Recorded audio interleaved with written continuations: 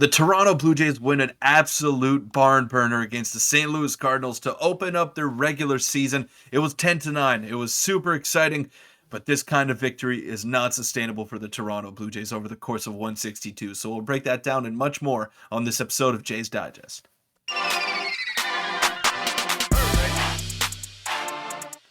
What's up, everybody? How's it going? I'm your host, Peter Vryonis, alongside host Nick Gosse. Now, I said in the pregame show that today's game could not top the opening day game that we saw last year out of the Toronto Blue Jays, and I think I may have been wrong. This was one of the more entertaining games that you could have asked for to start off the regular season. There were hits, there were great at-bats all game long, and it was just a back-and-forth entertaining game.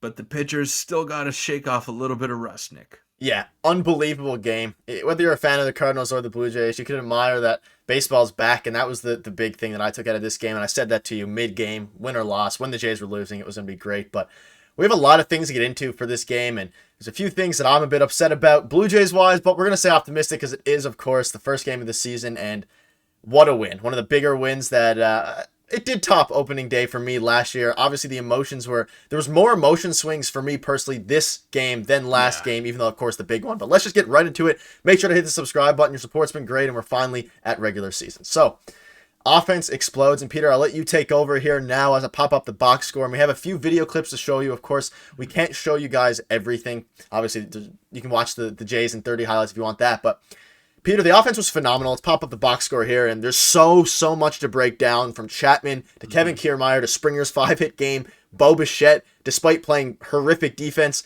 had 4 hits today. What are your biggest takeaways from the offensive side of the ball today? Or maybe, we'll get into it more, but unbelievable day. It was small ball special today, and there were only 3 extra base hits out of the Toronto Blue Jays. I believe one of them was from Dalton Varsho, one from Brandon Belt, and the other, if I'm not mistaken, Bo Bichette. So there were 3 doubles hit from the Toronto Blue Jays today, and the rest were singles. 19 hits, was it? Was it 19? A lot, yeah, 19. 19 hits. 19 hits. So, I mean, it was just a great display of just pure at-bats out of the Toronto Blue Jays. They were working the count. Miles Michaelis was at around 85 pitches by the time he was through 3 innings. So they made him work a lot. They made the Cardinals bullpen work a lot, which is a pretty tough bullpen to compete against. And they were down and out of it. They were against Ryan Helsley, who struck out the side in the All-Star game last year. He represented the National League. He's one of the best closers in all of baseball.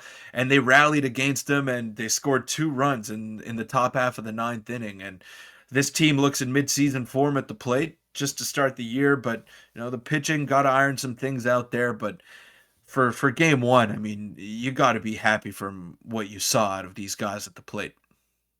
Yeah, and you said it during the game to me that the offense looks in midseason form, and pitching was the big question mark today. And just to touch on a couple of the other players here, George Springer went 5 for 6, so unbelievable start out of him. Bo Bichette, shout out to Brandon Belt and Dalton Varsho. And Peter, I want to get your quick thoughts on Dalton Varsho's game before we do move on, because he did only go 1 for 5, but I thought he played an absolutely phenomenal game from defense to offense. What were your thoughts on him today? Well, he got it started with that absolute laser of a double down the right field line, and he had some great at-bats today. Like you said, he only went 1 for 5. He beat a couple of balls into the ground. He struck out, and not his best game that he could have played, but defensively he also looked really good. He made that heads-up play in left field, which is something we may not have seen last season out of Lourdes Gurriel out there. So I don't know for those of you that are watching right now if you remember this play specifically, but it was basically a bloop hit down the left field line by Nolan Arenado. And instead of forcing a throw to home or trying to get the lead runner, he made sure that Nolan Arenado did not take second base. And that's one of the heads-up plays, limiting those base runners, and especially in a high-scoring game like this, you don't want to give them anything extra that you don't have to. So that was a heads-up play that really stood out to me out of our show. Yeah, I agree. And the big thing was early in the game, it's the same play you're talking about. That outfield play that Lourdes Gurriel Jr. does not make to save what ultimately ended up being most likely a run by keeping it at first and third was very, very good. And overall, phenomenal day out of the offense, and couldn't ask for more. And it clues up with this here, which was the big sacrifice fly by Vladimir Guerrero Jr. to put the Blue Jays up, and it was icing on the cake there for the offense, and kind of the highlight of Yeah. today's game, which I guess we'll get into now, which is base running was elite, and we played a lot of small ball today, which kind of, blended in with the base running. But I'll let you take over here now. And the base running today, it seemed like a completely different team than anything we've seen from the Oh, Blue Jays in the past however many years. And it just led to so many runs. And I'll pop up a clip in a minute here specifying which play we're talking about. But Kevin Kiermaier, everyone just ran the bases very, very well today. night and day, Nick. Night and day. And you're talking about that game-winning run that Vladimir Guerrero drove in over there. It does not happen without this play from Kevin Kiermaier right here. And you're going to watch this right So here. here it So is. if you take a look at that, that's a bloop single, okay? And Kevin Kiermaier reads that off the bat. He's at first base before that ball is hit. He is at first base, and Tommy Edman, the shortstop, tries to get Kevin Kiermaier out at second base because he does not believe with his own eyes that he's taken third base off that bloop single. He read it off the bat of George Springer, got himself to third base with only one out, and then Vladimir Guerrero did the rest. I mean, it was just a phenomenal display of base running, and that's the difference between a win and a loss in a one-run game. It's that heads-up play from Kevin Kiermaier that, probably last year we're talking about a loss. A one in the L column for the Toronto Blue Jays if they don't have Kevin Kiermaier running the bases over there. Yeah, and everything, all the little changes that were made throughout the offseason, honestly, most of them came into fruition today, whether it's a base running, whether it's the defense. George Springer made a phenomenal play in right field, which is a position that he's played more of in the MLB than center field, and he looked very, very comfortable there in right field. All the way to Dalton Varsho and Kevin Kiermaier, who just had a phenomenal game today and is looking like one of the most underrated assets that the Jays have gotten in the past however many years, especially for this offseason. But yeah, Kevin Kiermaier going first to third there was, you pointed it out, unbelievable, and it led to the small ball run that ultimately won them the game. And Yeah. I don't know, super, super exciting game. And do you have any final touches on the offense before we move on to the pitching and something we want to touch on regarding the management? Yeah, and we're talking a little bit about the little things and how we want to see those stuff get ironed out as the season goes along. And we weren't very happy with some of the stuff that we did see. But the little things on the offensive side of the ball were done. And those players executed to perfection. You could not have asked for a better game out of these guys. The power wasn't there. There were a couple of doubles, but when you hit 16 singles and you're going station to station and you're working the counts, it's just a beautiful thing to see if you're a baseball purist. Night and day from this lineup to last year's lineup, and not only on the defensive side of things, but just strictly hitting as well, and their approach is much different. But we'll transition into now, which is some overmanaging by John Schneider. And I pointed this out mid-game, and this is not to hate on John Schneider or anything like that. It's just to mention some things that we saw and that I saw personally as well regarding John Schneider. And we'll pop up the pitching here now because this is essentially what it has to do with. And Peter, I'll let you take over here. But the pitching today, before we get into the specific overmanaging, was not very good. The only pitchers who really did well were Zach Pop, Eric Swanson, Jordan Romano, and Adam Simber did his job as well, despite some weird calls by management there. But very, very quickly, do you have any standout pitchers today before we get into the ones that disappointed and some weird decisions by John Schneider? Eric Swanson looked Unbelievable. very good. And I want to ask you, and Jordan Romano, obviously, lockdown save over there. But I want to ask you, Nick, and you mentioned it to me during the game, and I originally disagreed with you. I thought it was the right move to bring in Tim Meza against two lefties in a row, and then it ended up backfiring. I get maybe that John Schneider doesn't want to overuse his bullpen too early because Eric Swanson was at 17 pitches. It's probably what you want out of him in his first outing. He did throw a complete inning. Maybe he doesn't want to overuse him, but I would have left him in there now in hindsight. And what did you think about that move? Yeah, and I'll pop up the box score to help me here. And again, I texted this to you while it was happening. I was watching the game with some friends, and we all kind of had the same thing. And essentially, Eric Swanson we brought him in to not only be a late game reliever, but to go against lefties. Because obviously now with the rule with you can only pitch against three people, there's not many lefties in the bullpen. And Eric Swanson is one of those guys. I think he held his opponents to around a 200 average last year against lefties.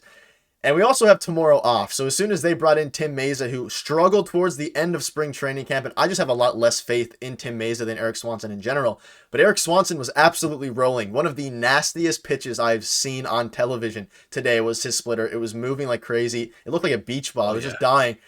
He was carving up. He had zero issues whatsoever. There was two outs in the inning. So I don't understand why you wouldn't just keep Eric Swanson out there for at least the next batter, but I would have kept him out for the next two lefties and then had Anthony Bass waiting for Paul Goldschmidt if it got to that. And pitch count, it's the first game of the year and you have tomorrow off. So I don't know. I would have left Eric Swanson in there. And I think it was just a bit of overmanaging by John Schneider. And it happened again earlier in the game, I think, when they pulled Zach Pop after 1 1/3. Now, this was a bit nitpicky out of me, but I don't know. Zach Pop was rolling, pitch count was low, and I don't know. It worries me a little bit. Again, first game of spring or of the regular season, so not too bad. But we saw, in the wild card game with pulling Kevin Gausman early. I think sometimes, as Buck Martinez says a lot, just use your eyes, not the analytics, and just take. I don't know. Eric Swanson was dominating, so I didn't see a reason to pull him for someone who I don't have the most confidence in. Probably one of our least confident bullpen arms. I'm with you. Now looking at it in hindsight, you're absolutely bang on for that. But two other things that stood out to me, and I'll touch on them quickly before we wrap up here, is the defensive alignment when it was 7-7 and Bases there was loaded. Jordan Walker. Yeah, I think it was first and third. It was first and third, and Jordan Walker was up at the plate. And the defense was back, and a lot of people are giving Bo Bichette flack. He didn't have a good game defensively, but he didn't throw it home on this play. He went to second for the force out, and they ended up not getting the double play because Jordan Walker runs so well. But why were they not in that situation? You're conceding the leading run in the seventh inning against an offense that is absolutely lethal. So why are you not in that situation? And in the eighth inning you're facing Jordan Hicks, and in the ninth inning you're most likely facing Ryan Helsley. Now the Blue Jays lineup came through and it ended up not costing them, but it's things like that you need to avoid throughout the regular season. And maybe it was a Bo Bichette call. Maybe he wasn't confident that he could make that throw. That's another avenue that we could look at there as well. But and there was another thing as well that I want to talk about. It was Nolan Arenado not being walked when Andrew Kinsner was next and he replaced Wilson Contreras. There were some head scratching moves, but it's game 1 of 162. Maybe he's just trying some things out. So I don't want to be too overly critical, but you could also miss the playoffs by one game, and that's one reason as to why I don't take any game lightly. Yeah, and that was the Bo Bichette play one. I think the bases were loaded, but either way, we'll check after the recording. But regardless of what it was, there's no reason for him to be where he was for any of the defensive alignments. And it makes me, if it was a Bo Bichette call, I guess it's a bit better, but the defense needs to be in, whether it was first and third base loaded, whatever it was, because you only have 2 innings. It was the bottom of the 7th. You only have 2 more chances to hit, 6 more batters, and you're conceding a run with. It made no sense to me at all. Let us know in the comments what your thoughts are on that, because I know Twitter is going crazy. But do you have any final thoughts before we wrap it up? And I don't want to end the video on a negative. The Jays won. Unbelievable game. Very, very happy. We just had to address these things because there was a few of them that just boiled up. Look, it's game 1, and I can't believe I'm already saying this, but I think it's a well-needed off day tomorrow. Yes, because that game was a whirlwind of emotions, and just when we thought we were out of it, the Jays came back and made a run, and they did some great work today on the offensive side of the ball. So well done to them. Hopefully, I'm good for one of these games every 2 weeks. Let's hope it's not a trend that keeps continuing. But I was happy with the result today, and that's all that matters. I agree. Make sure to hit the subscribe button, and thank you for watching. We'll have our game preview on Saturday before the game. Thanks for watching. See you tomorrow.